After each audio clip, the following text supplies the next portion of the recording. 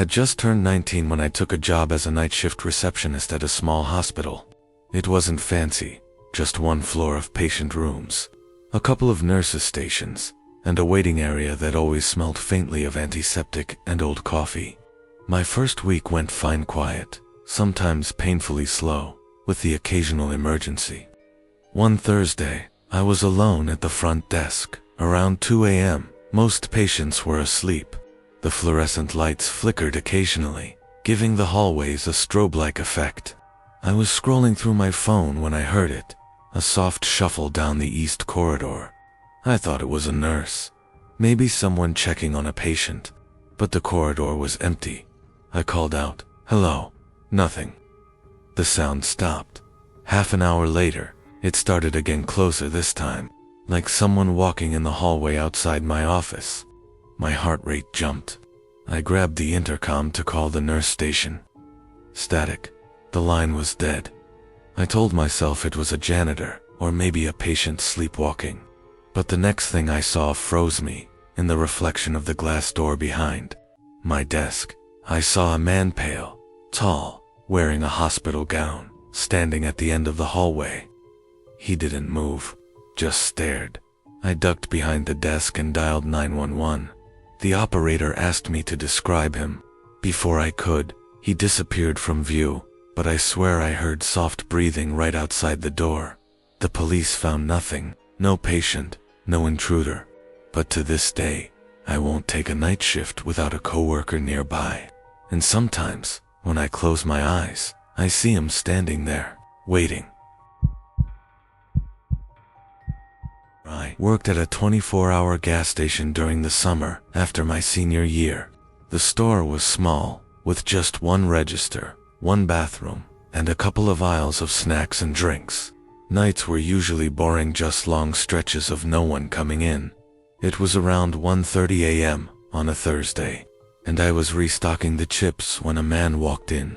He looked normal at first, mid-30s, wearing a baseball cap pulled low over his face. He didn't speak at first, just wandered the aisles. I went back to my work, but something felt off. He kept glancing at me, tilting his head slightly, studying me. I chalked it up to paranoia. Late nights do that. When he finally approached the counter, he said nothing. He just stared. I asked if he needed anything. Silence. Then, slowly, he reached into his pocket, pulled out a small folded piece of paper, and dropped it on the counter. I opened it. It said, "I know you live alone. I'm coming back."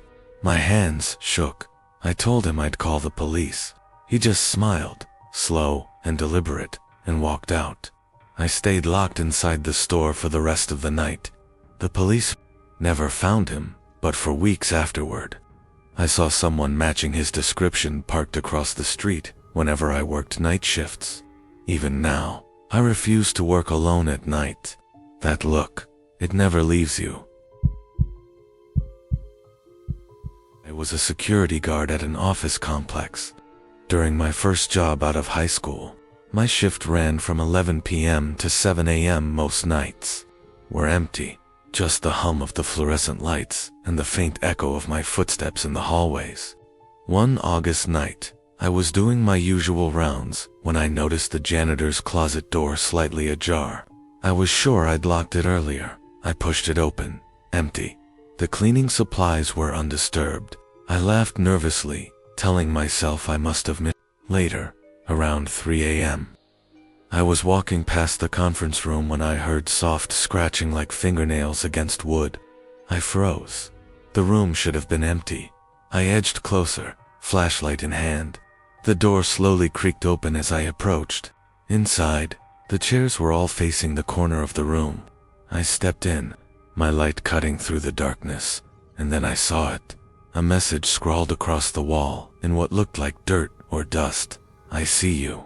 I bolted, radioed the main office, and they confirmed no one else was in the building. I quit the next day. Even now, whenever I walk into an empty office at night, I check every corner twice. That feeling of being watched, it never really leaves. Have you ever experienced something you can't explain? Share your story in the comments.